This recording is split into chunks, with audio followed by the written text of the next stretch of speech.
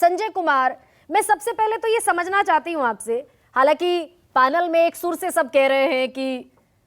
होता है गठबंधन, जब जब होगा तब तब इस तरीके के अलग अलग स्ट्रीम्स नजर आएंगे, लेकिन क्या जमीन पर इन बयानों का कोई असर दिखता है और क्या वोटर के भीतर ये सारी चीजें कंफ्यूजन पैदा करती हैं इंडिया गठबंधन को लेकर कि भाई खुद ही सिर फुटअव्वल है, आपस में ही लड़ रहे हैं, मोदी से क्या लड़ेंगे? गरिमा जी, मैं काफी हद तक विजय त्रिवेदी जी के बातों से सहमत हूं। उन्होंने इस बात का जिक्र किया था कि हम कोलिशन पॉलिटिक्स के फॉर्मूला की बात कर रहे हैं कि जब कोलिशन पॉलिटिक्स होता है तो ऐसी अड़चने आती है। ये सब किताब में है, ये सब हम और आप चर्चा करेंगे, लेकिन जमीनी अगर हकीकत देखें, जमीन पर क्या हो रहा है, मतदाताओं के बीच संदेश किया जा रहा है,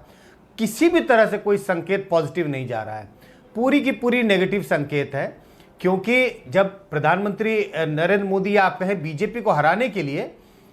ऐसे मतदाता हैं जो अब चाहते हैं कि शायद वो बीजेपी को वोट ना करें, लेकिन इस बात की चर्चा कई सालों से हो रही है कि भाई ऑल्टरनेटिव क्या है। और जब ये इंडिया गठबंधन बनने लगा या बन के तैयार हुआ तो ऐसे मतदाता हैं जिनको कुछ उम्मीद जगी थी, उनको लगता था कि एक ऑल्टरनेटिव है। लेकिन जब जब इस तरह की तल्खी होती है, और एक बार नहीं कई बार ऐसी घटनाएं घट रही हैं, एक पार्टी के नेता दूसरी पार्टी के नेता पर आरोप लगा रहे हैं, पार्टियों के बारे में अनाप शनाप वक्तव्य दिए जा रहे हैं, इसका सीधा का सीधा असर वोटरों के मन पर यह होता है कि इनसे कुछ होगा नहीं, ये कभी आपस में साथ आ नहीं सकते। तो मुझे लगता है कि भाई सिर्फ अगर ये 5 सीटों का खेल था, अगर कांग्रेस बड़ा दिल दिखाई होती,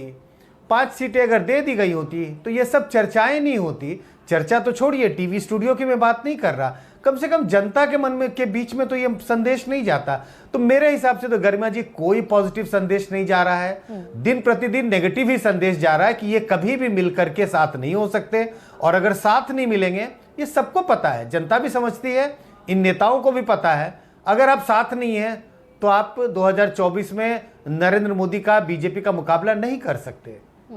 नहीं, लेकिन बाद में अखिलेश यादव को फोन चला जाना केसी वेणुगोपाल का, और अखिलेश यादव का भी बड़ी गंभीरता से ये कहना कि भाई बड़े नेता का फोन आया है तो बात तो माननी पड़ेगी,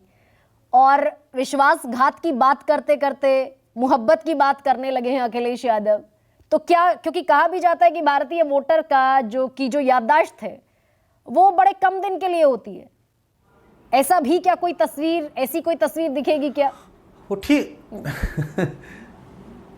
नहीं, दोनों चीजें होती है, आप ठीक कह रही हैं। हम कहते हैं कि मतदाताओं की याददाश्त बहुत कम होती है, कल जो घटना घटी उसका परसों याद नहीं रहता है, लेकिन संदेश मेरे हिसाब से क्या जा रहा है, संदेश ये सब ऐसे ही करते रहेंगे, ये सड़फुटअव्वल करते रहेंगे, संदेश यही जा रहा है। और मुझे तो लगता है कि कुछ दूसरे पैनलिस्ट से मेरा मतभेद है इस बात, मतलब मेरे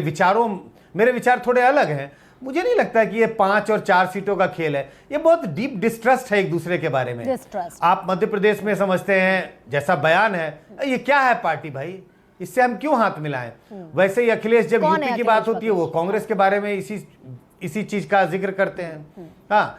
अब दिल्ली की बारी होगी तो राज्य दर राज्य अगर आप अलग अलग राज्यों की